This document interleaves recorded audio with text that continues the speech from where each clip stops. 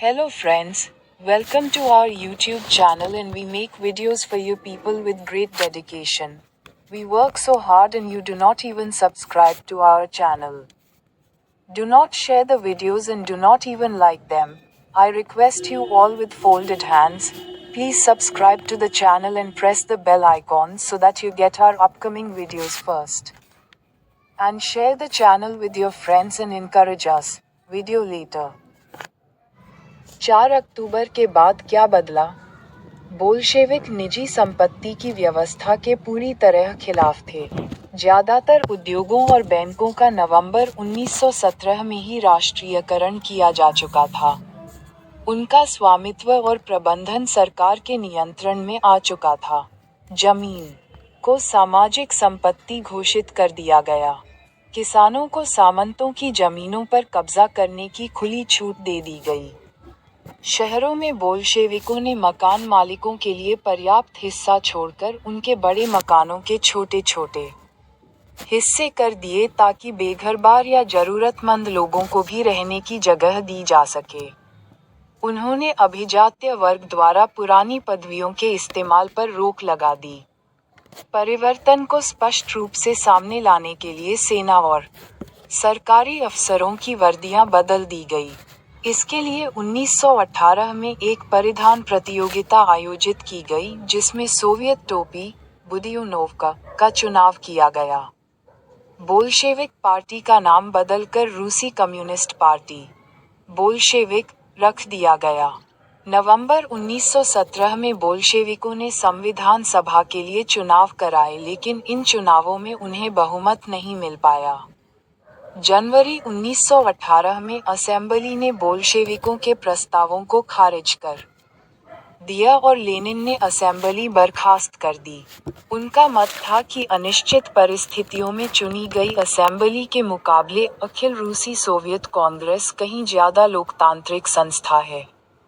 मार्च 1918 में अन्य राजनीतिक सहयोगियों की असहमति के बावजूद बोल्शेविकों ने ब्रेस्ट लिटोस्क में जर्मनी से संधि कर ली।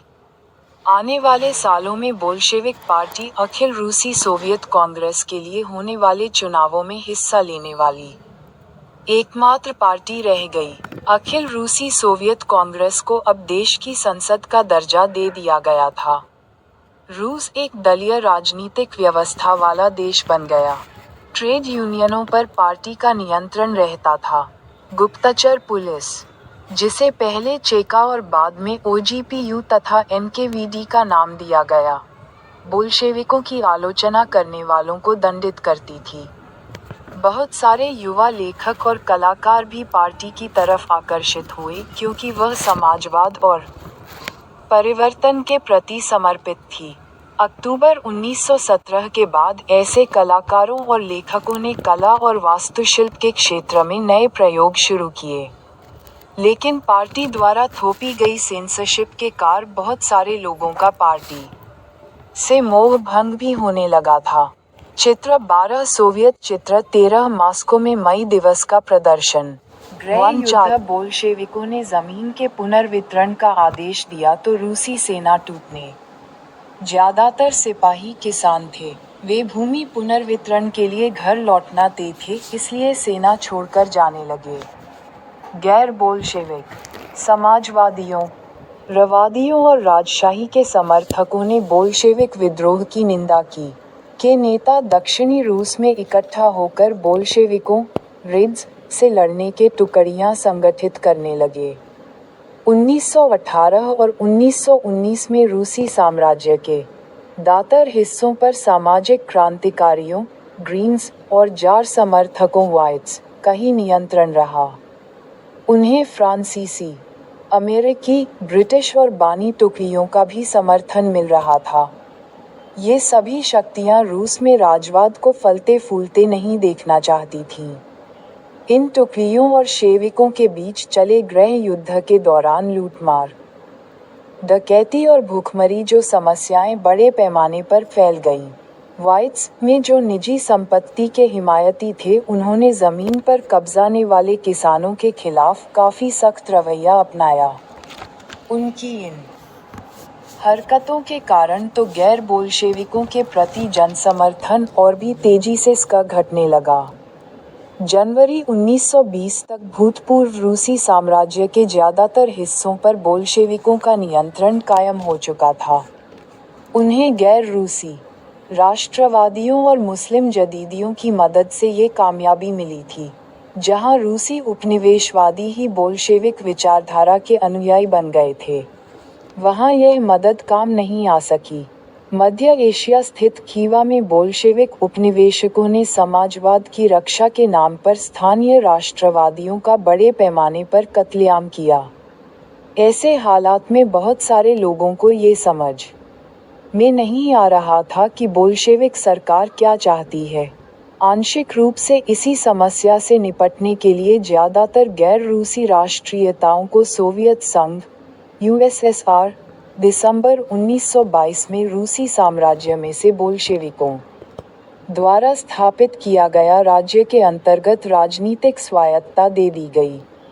लेकिन क्योंकि बोल्शेविकों ने स्थानीय सरकारों पर कई अलोकप्रिय और सख्त नीतियां जैसे घुमंतुवाद की रोकथाम की कड़ी कोशिशें थोप दी थीं, इसलिए विभिन्न राष्ट्रीयताओं का विश्वास जीतने के प्रयास आंशिक रूप से ही सफल हो पाए। 4.2 समाजवादी समाज का निर्माण गृह युद्ध के दौरान बोल्शेविकों ने उद्योगों और बैंकों के राष्ट्रीयकरण को जारी रखा। उन्होंने किसानों को उस जमीन पर खेती की छूट दे दी जिसका समाजीकरण किया जा चुका था। जब्त किए गए खेतों का इस्तेमाल बोल्शेविक ये दिखाने के लिए करते थे कि सामूहिकता क्या होती है। शासन के लिए केंद्रीकृत नियोजन की व्यवस्था लागू की गई। अफसर इस बात का हिसाब लगाते थे कि अर्थव्यवस्था किस तरह काम कर सकती है। इस आधार पर वे 5 साल के लिए लक्ष्य तय कर देते थे। इसी आधार पर उन्होंने पंचवर्षीय योजनाएं बनानी शुरू की। पहली 2 योजनाओं 1927, 1932 और 1933-1938 के दौरान औद्योगिक विकास को बढ़ावा देने के लिए सरकार ने सभी तरह की कीमतें स्थिर कर दीं। केंद्रीकृत नियोजन से आर्थिक विकास को काफ़ी गति मिली। औद्योगिक उत्पादन बढ़ने लगा। 1929 से 1933 के बीच तेल, कोयले और स्टील के उत्पादन में 100% वृद्धि हुई। नए औद्योगिक शहर अस्तित्व में आए, मगर तेज निर्माण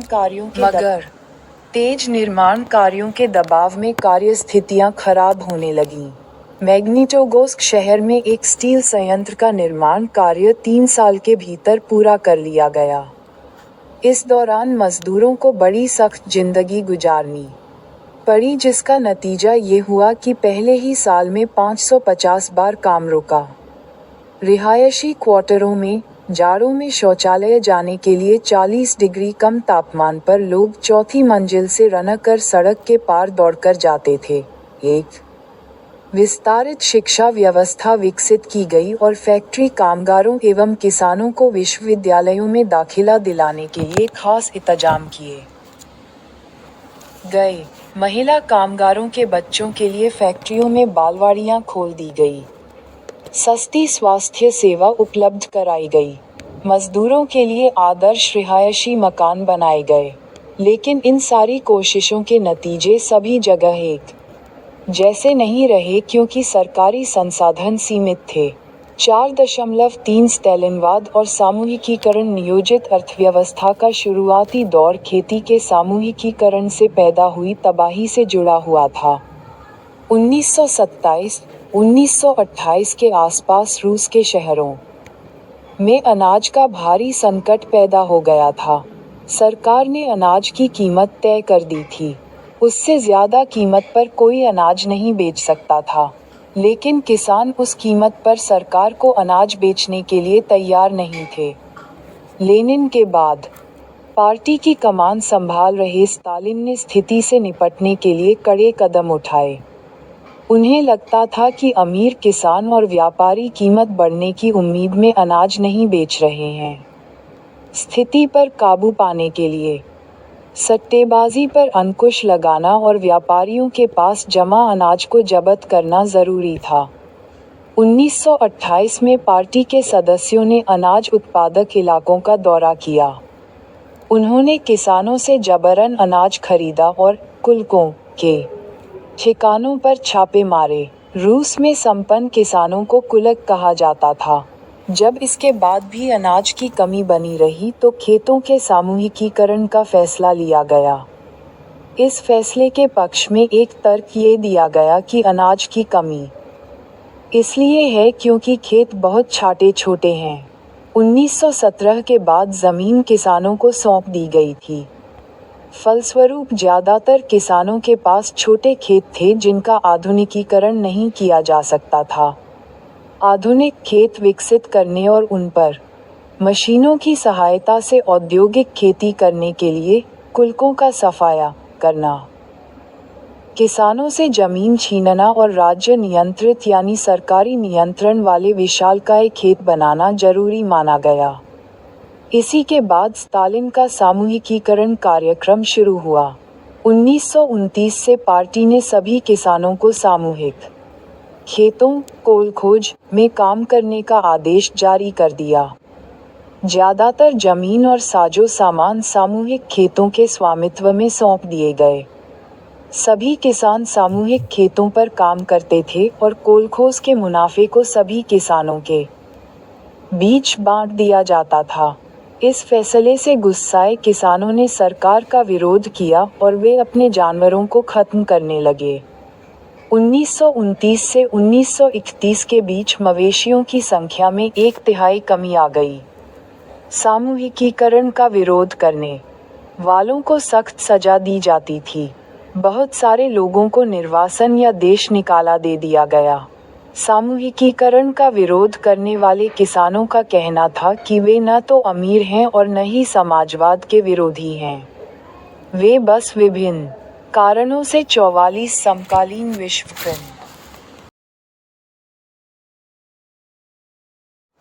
सामूहिक खेतों पर काम नहीं करना चाहते थे। स्टालिन सरकार ने सीमित स्तर स्रोत पर स्वतंत्र किसानी की व्यवस्था भी जारी रहने दी, लेकिन ऐसे किसानों को कोई खास मदद नहीं दी जाती थी। ये सामूहिकीकरण के बावजूद उत्पादन में नाटकीय वृद्धि नहीं हुई, बल्कि 1930-1933 की खराब फसल के बाद तो सोवियत इतिहास का सबसे बड़ा अकाल पड़ा, जिसमें 40 लाख से ज्यादा लोग मारे गए। पार्टी में भी बहुत सारे लोग नियोजित अर्थव्यवस्था के अंतर्गत औद्योगिक उत्लयोदन में पैदा हो रहे भ्रम और सामूहिकीकरण के परिणामों की आलोचना करने लगे थे। स्टालिन और उनके सहयोगियों ने ऐसे आलोचकों पर समाजवाद के खिलाफ साजिश रचने का आरोप लगाया। देश भर में बहुत सारे लोगों पर इसी तरह के आरोप लगाए गए और 1939 तक आते आते 20 लाख से ज्यादा लोगों को या तो जेलों में या श्रम शिविरों में भेज दिया गया था। ज्यादातर लोगों ने ऐसा कोई अपराध नहीं किया था, लेकिन उनकी सुनने वाला कोई नहीं था। बहुत सारे लोगों को यातनाएं दे देकर उनसे इस आशय के बयान लिखवा लिए गए कि उन्होंने समाजवाद के विरुद्ध साजिश में हिस्सा लिया है और इसी आधार पर उन्हें मार दिया गया। इनमें कई प्रतिभावान पेशेवर लोग थे। साथ ही सामूहिकीकरण के विरोध और सरकार की प्रतिक्रिया का सरकारी विवरण। इस साल फरवरी के दूसरे पखवाड़े से यूक्रेन के विभिन्न क्षेत्रों में किसानों ने बड़े पैमाने पर विद्रोह किए हैं। यह स्थिति सामूहिकीकरण के क्रियान्वयन के दौरान पार्टी के निचले कार्यकर्ताओं द्वारा पार्टी लाइन को ठीक से लागू न किए जाने और गर्मियों में होने वाली कटाई की तैयारियों का परिणाम है।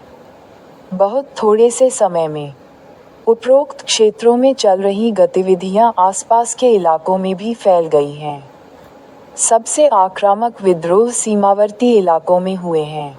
विद्रोही किसानों का ज्यादा जोर इस बात पर है कि सामूहिकीकरण के कारण उनसे छीन लिया गया अनाज, मवेशी और औजार उन्हें लौटा दिए जाएं।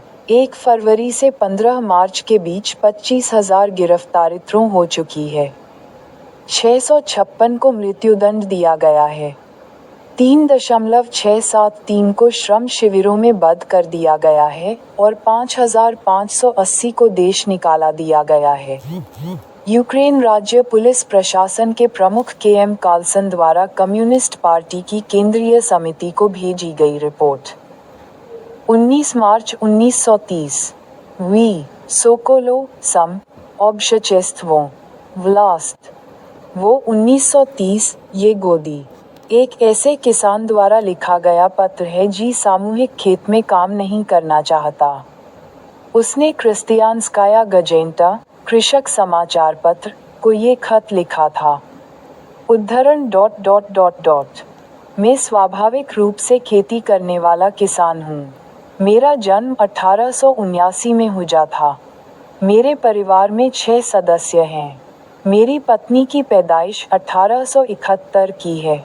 मेरा बेटा 16 साल का और 2 बेटियों 19 साल की है। तीनों बच्चे स्कूल जाते हैं। मेरी बहन 71 साल की है। 1932 से मेरे ऊपर इतने भारी कर थोप दिए गए हैं कि उन्हें चुकाना असंभव है। 1935 में 30 स्थानीय अफसरों ने कर और भी बढ़ा दिए। मैं इतना कर नहीं चुका पाया और मेरी सारी संपत्ति कुर्क कर ली गई। मेरा घोड़ा, गाय, बछड़ा, भेड़, मेमने, सारे औजार, फर्नीचर और घर की मरम्मत के लिए रखी लकड़ी, सब कुछ कुर्क करके बेच डाला। 1936 में उन्होंने मेरी 2 इमारतें बेच दी। कोलखोज ने ही उन्हें खरीद लिया। 1937 में मेरी दोनों झोपड़ियों में से भी एक बेच दी गई और दूसरी को जब्त कर लिया गया। वी सोकोलो सम ऑब्शचेस्त्वों व्लास्ट वा 1930 ये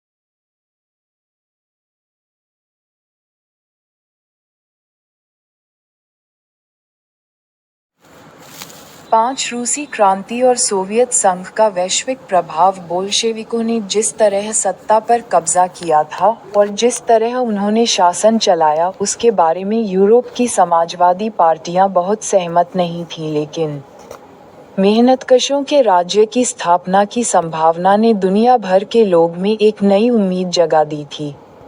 बहुत सारे देशों में कम्युनिस्ट पार्टियों का गठन किया गया, जैसे इंग्लैंड में communist party of great Britain की स्थापना की गई। बोल्शेविकों ने उपनिवेशों की जनता को भी उनके रास्ते का अनुसरण करने के लिए प्रोत्साहित किया। सोवियत संघ के अलावा भी बहुत सारे देशों के प्रतिनिधियों ने conference of the people of the east 1920 और बोल्शेविक द्वारा बनाए गए कॉमिंटन, बोल्शेविक समर्थक समाजवादी पार्टियों का अंतर्राष्ट्रीय महासंघ में हिस्सा लिया था। कुछ विदेशियों को सोवियत संघ की communist university of the workers of the east में शिक्षा दी गई। जब दूसरा विश्व युद्ध शुरू हुआ तब तक सोवियत संघ की वजह से समाजवाद को एक वैश्विक पहचान और हैसियत मिल चुकी थी। लेकिन 50 के दशक तक देश के भीतर भी लोग ये समझने लगे थे कि सोवियत संघ की शासन शैली रूसी क्रांति के आदर्शों के अनुरूप नहीं है। विश्व समाजवादी आंदोलन में भी इस बात को मान लिया गया था कि सोवियत संघ में सब कुछ ठीक ठाक नहीं चला रहा है। एक पिछड़ा हुआ देश महाशक्ति बन चुका था। उसके उद्योग और खेती विकसित हो चुके थे और गरीबों को भोजन मिल रहा था। लेकिन वहाँ के नागरिकों को कई तरह की आवश्यक स्वतंत्रता नहीं दी जा रही थी और विकास परियोजनाओं को दमनकारी नीतियों के बल पर लागू किया गया था। 20वीं सदी के अंत तक एक समाजवादी देश के रूप में अंतर्राष्ट्रीय स्तर पर सोवियत संघ की प्रतिष्ठा काफी कम रह गई थी। हालांकि वहां के लोग अभी भी समाजवाद के आदर्शों का सम्मान करते थे, लेकिन सभी देशों में समाजवाद के बारे में विविध प्रकार से व्यापक पुनर्विचार किया गया। 5 रूसी क्रांति और सोवियत संघ का वैश्विक प्रभाव। बोल्शेविकों ने जिस तरह सत्ता पर कब्जा किया था और जिस तरह उन्होंने शासन चलाया उसके बारे में यूरोप की समाजवादी पार्टियां बहुत सहमत नहीं थीं, लेकिन मेहनतकशों के राज्य की स्थापना की संभावना ने दुनिया भर के लोग में एक नई उम्मीद जगा दी थी। बहुत सारे देशों में कम्युनिस्ट पार्टियों का गठन किया गया, जैसे इंग्लैंड में communist party of great Britain की स्थापना की गई। बोल्शेविकों ने उपनिवेशों की जनता को भी उनके रास्ते का अनुसरण करने के लिए प्रोत्साहित किया। सोवियत संघ के अलावा भी बहुत सारे देशों के प्रतिनिधियों ने conference of the people of the east 1920 और बोल्शेविक द्वारा बनाए गए कॉमिंटन, बोल्शेविक समर्थक समाजवादी पार्टियों का अंतर्राष्ट्रीय महासंघ में हिस्सा लिया था। कुछ विदेशियों को सोवियत संघ की communist university of the workers of the east में शिक्षा दी गई। जब दूसरा विश्व युद्ध शुरू हुआ तब तक सोवियत संघ की वजह से समाजवाद को एक वैश्विक पहचान और हैसियत मिल चुकी थी। लेकिन 50 के दशक तक देश के भीतर भी लोग ये समझने लगे थे कि सोवियत संघ की शासन शैली रूसी क्रांति के आदर्शों के अनुरूप नहीं है। विश्व समाजवादी आंदोलन में भी इस बात को मान लिया गया था कि सोवियत संघ में सब कुछ ठीक ठाक नहीं चला रहा है। एक पिछड़ा हुआ देश महाशक्ति बन चुका था। उसके उद्योग और खेती विकसित हो चुके थे और गरीबों को भोजन मिल रहा था। लेकिन वहाँ के नागरिकों को कई तरह की आवश्यक स्वतंत्रता नहीं दी जा रही थी और विकास परियोजनाओं को दमनकारी नीतियों के बल पर लागू किया गया था। 20वीं सदी के अंत तक एक समाजवादी देश के रूप में अंतर्राष्ट्रीय स्तर पर सोवियत संघ की प्रतिष्ठा काफी कम रह गई थी। हालांकि वहाँ के लोग अभी भी समाजवाद के आदर्शों का सम्मान करते थे, लेकिन सभी देशों में समाजवाद के बारे में विविध प्रकार से व्यापक पुनर्विचार किया गया।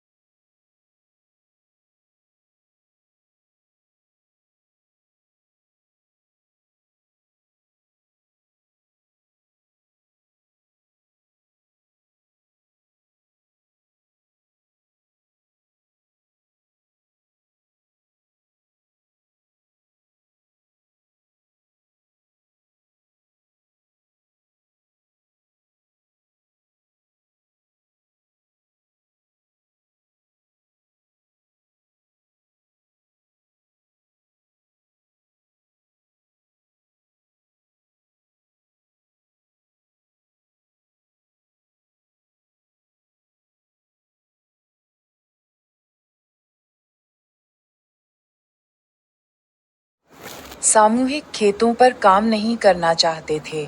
स्टालिन सरकार ने सीमित स्तर स्रोत पर स्वतंत्र किसानी की व्यवस्था भी जारी रहने दी, लेकिन ऐसे किसानों को कोई खास मदद नहीं दी जाती थी।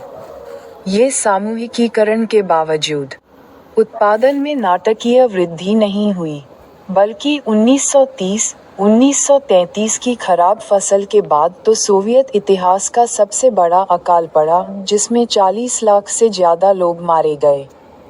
पार्टी में भी बहुत सारे लोग नियोजित अर्थव्यवस्था के अंतर्गत औद्योगिक उत्प्लावन में पैदा हो रहे भ्रम और सामूहिकीकरण के परिणामों की आलोचना करने लगे थे। स्टालिन और उनके सहयोगियों ने ऐसे आलोचकों पर समाजवाद के खिलाफ साजिश रचने का आरोप लगाया। देश भर में बहुत सारे लोगों पर इसी तरह के आरोप लगाए गए और 1939 तक आते आते 20 लाख से ज़्यादा लोगों को या तो जेलों में या श्रम शिविरों में भेज दिया गया था।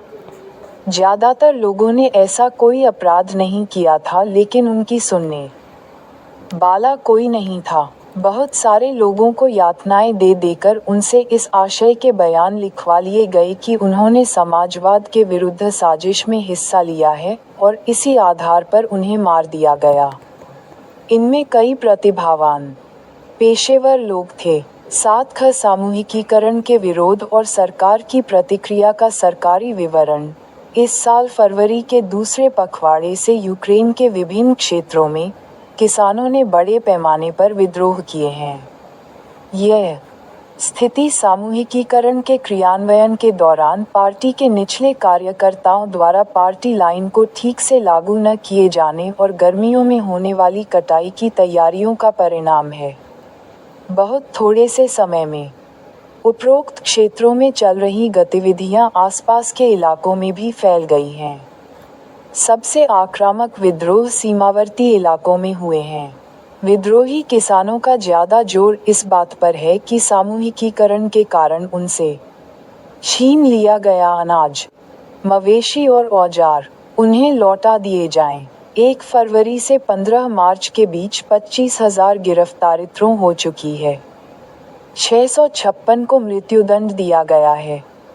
3.673 को श्रम शिविरों में बंद कर दिया गया है और 5,580 को देश निकाला दिया गया है।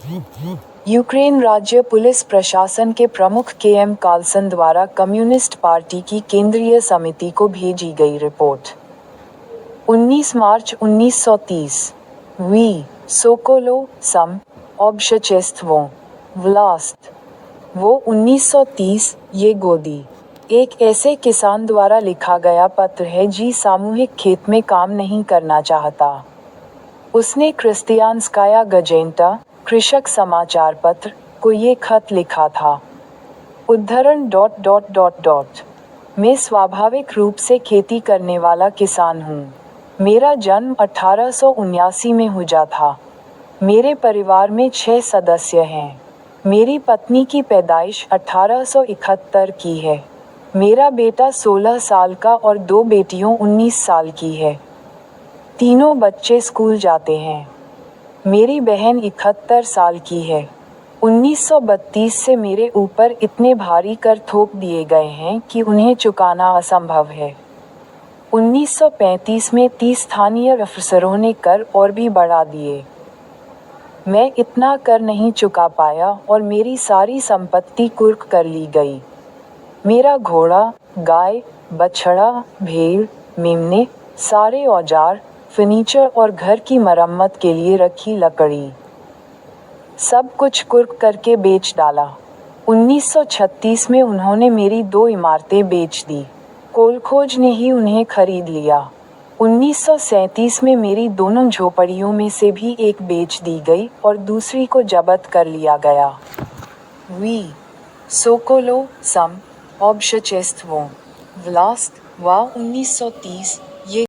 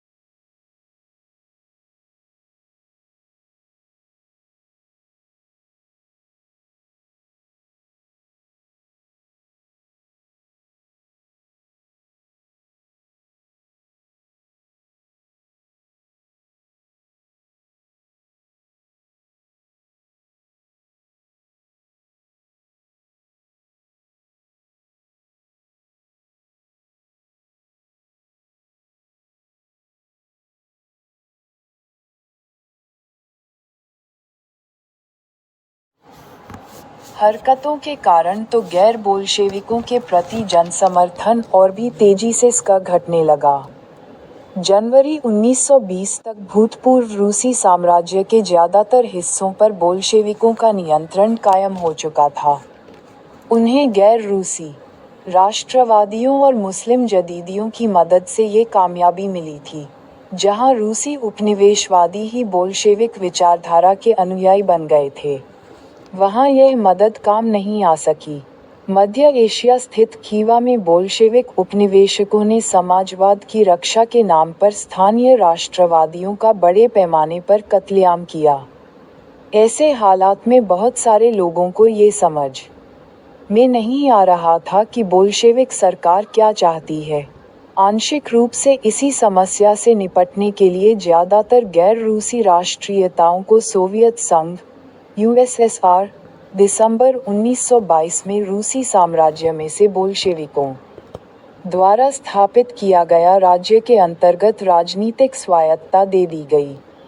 लेकिन क्योंकि बोल्शेविकों ने स्थानीय सरकारों पर कई अलोकप्रिय और सख्त नीतियां जैसे घुमंतुवाद की रोकथाम की कड़ी कोशिशें थोप दी थीं, इसलिए विभिन्न राष्ट्रीयताओं का विश्वास जीतने के प्रयास आंशिक रूप से ही सफल हो पाए। 4.2 समाजवादी समाज का निर्माण गृह युद्ध के दौरान बोल्शेविकों ने उद्योगों और बैंकों के राष्ट्रीयकरण को जारी रखा। उन्होंने किसानों को उस जमीन पर खेती की छूट दे दी जिसका समाजीकरण किया जा चुका था। जब्त किए गए खेतों का इस्तेमाल बोल्शेविक ये दिखाने के लिए करते थे कि सामूहिकता क्या होती है। शासन के लिए केंद्रीकृत नियोजन की व्यवस्था लागू की गई। अफसर इस बात का हिसाब लगाते थे कि अर्थव्यवस्था किस तरह काम कर सकती है। इस आधार पर वे 5 साल के लिए लक्ष्य तय कर देते थे। इसी आधार पर उन्होंने पंचवर्षीय योजनाएं बनानी शुरू की। पहली 2 योजनाओं 1927, 1932 और 1933-1938 के दौरान औद्योगिक विकास को बढ़ावा देने के लिए सरकार ने सभी तरह की कीमतें स्थिर कर दीं। केंद्रीकृत नियोजन से आर्थिक विकास को काफ़ी गति मिली। औद्योगिक उत्पादन बढ़ने लगा।